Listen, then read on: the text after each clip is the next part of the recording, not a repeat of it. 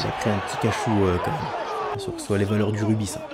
Bien vilain quand même Tom Curry, ce qu'il fait sur l'action là. Samedi aura lieu la grande finale de cette Coupe du Monde Rugby 2023. Afrique du Sud contre Nouvelle-Zélande. Ça risque de taper très fort. Et du coup, je me suis dit que ça vaudrait le coup de faire une petite vidéo pour retracer un peu toutes les blessures de cette Coupe du Monde. En partant, bien sûr, de celle dont on a parlé à peu près 2 fois par jour pendant 2 semaines, celle d'Antoine Dupont. Mais déjà, on va commencer par celle qui est assez récente.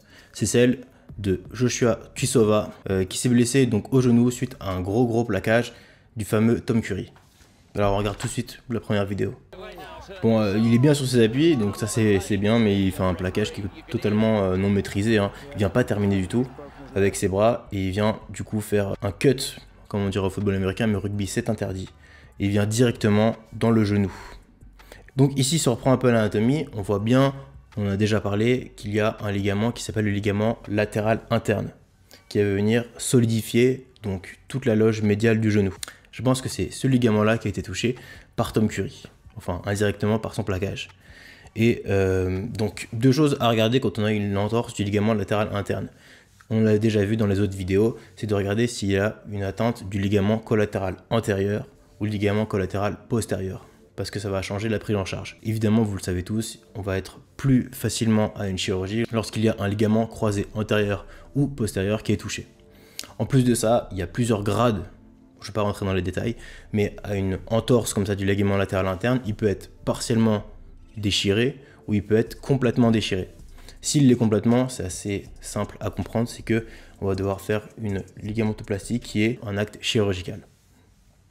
Donc pour cette deuxième vidéo, on part cette fois-ci avec Antoine Dupont, le chouchou des Français dont on a parlé à peu près 2 fois par jour. Pour les communs des mortels, environ 3 mois à peu près quand on a une fracture avec une plaque ici. Parce qu'effectivement, une plaque, ça ne sonne pas la fracture en soi. La plaque, elle est là pour maintenir l'os et la protéger, mais l'os va mettre du temps un petit peu à se régénérer. Donc je pense qu'elle a quand même pris un risque en jouant. Maintenant, est-ce que c'était un risque qui était acceptable ou pas? Bon, heureusement, ça se termine bien.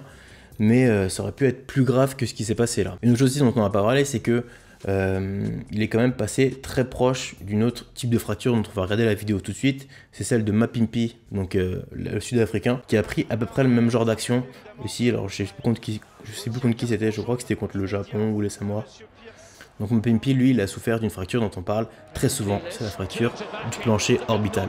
L'orbite, elle est constituée initialement, comme je vais vous montrer ici, sur le logiciel d'anatomie, de plusieurs os qui vont venir fermer toute la cavité orbitale pour la protéger, notamment les yeux. Donc il y a toute une partie de ce plancher de l'orbite qui est en fait une zone qui est très fragile. Donc dès qu'on reçoit un coup ici, il peut y avoir donc une fracture, comme je viens de le dire, et le danger de cette fracture va faire que va pouvoir s'incarcérer un certain nombre de structures, notamment des muscles, voire des nerfs. Et quand ces nerfs-là vont venir s'infiltrer, il va y avoir des phénomènes de compression et de déchirement aussi qui vont venir donc léser toutes les structures autour. C'est pour ça que c'est aussi grave.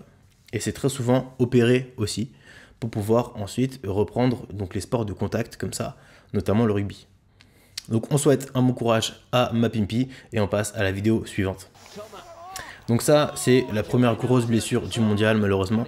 C'est tombé sur nos amis namibiens. Donc là, on voit, donc je reprends la vidéo un peu zoomée, hein, et on voit la cheville qui part. Et bon, voilà, il n'y a pas trop de description à avoir.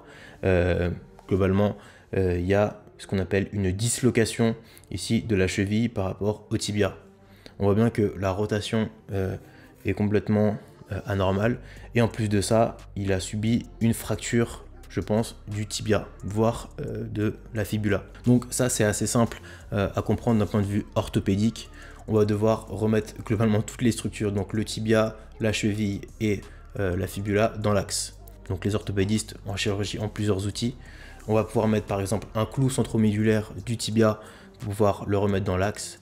Et en plus de ça, si la fracture est proche de la cheville, on pourra mettre des broches ou des plaques, voilà, pour consolider la fracture. On passe maintenant, du coup, on a fini je pense avec la Coupe du Monde et on va repasser maintenant à d'autres choses dont je voulais parler pour le rugby. Je sais pas qui c'est, mais je crois que c'est Médard, mais il a pris un petit cachou quand même. Je pense que ce soit les valeurs du rugby, ça. Ouais, carton jaune. Et encore, je pense que ça pouvait être pire. Donc, je voulais remettre cette vidéo et je voulais la commenter avec vous parce que ça parle d'un sujet qui est quand même assez important quand on parle de rugby et des sports de contact en général, c'est les commotions cérébrales. Je pense que je vais faire une vidéo un peu plus dédiée parce qu'il y a beaucoup de choses à dire et c'est un terrain qui est en très forte évolution en ce moment. Mais on voit quand même que dans le rugby en général et surtout en France, on fait bien plus attention maintenant aux commotions cérébrales. Maintenant, on a des protocoles parce qu'on a eu des études dont je vous mettrai par exemple le lien en description qui ont montré qu'il fallait au moins attendre plusieurs jours, voire plusieurs semaines avant de reprendre. Il y a d'une part les signes cliniques, donc les signes neurologiques qu'il va falloir dépister sur le terrain et ensuite quand on rentre chez soi. Mais en plus de ça, le fait de ne plus avoir de signes cliniques ne veut pas dire que le cerveau a reposé. On a montré, notamment avec des IRM fonctionnels et structurales, qu'il fallait un certain nombre de temps pour que le cerveau puisse se reposer suite à ces lésions qui sont quand même des gros chocs. Et on est en train de montrer des protocoles pour essayer d'expliquer, ou en tous les cas, de trouver des solutions pour réduire ces commotions cérébrales. Plusieurs pistes ont été montrées. Déjà, comme je vous ai dit, la première chose, c'est le repos. Ensuite, une autre façon de lutter contre des commotions cérébrales serait aussi de muscler toute la zone cervicale. On a montré qu'il y avait peut-être un peu moins de commotion cérébrale, en tous les cas de risque pour le cerveau, si on arrivait à muscler toutes ces zones-là. La troisième chose serait aussi, c'est encore en discussion, mais les protège-dents. On commence à voir un peu les technologies qui commencent à arriver avec les protège-dents qui seraient connectés pour arriver à comprendre et savoir la puissance des contacts. La quatrième chose à faire aussi, qu'on a vu, c'est d'améliorer la technique de plaquage. Donc là, je parle pour le rugby, mais aussi personnellement pour le football américain que je pratique moi-même. Voilà, donc je pense que je vais faire une vidéo dédiée pour essayer d'expliquer un peu plus ces commotions cérébrales parce que c'est assez intéressant. Donc là, on voit un autre exemple de KO.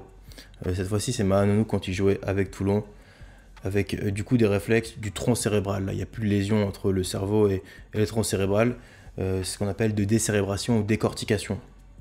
Donc voilà, les jours d'après, il va aller mieux, mais là, au niveau aigu, c'est pas tip top. Merci à tous d'avoir regardé cette nouvelle vidéo, j'espère que vous avez apprécié.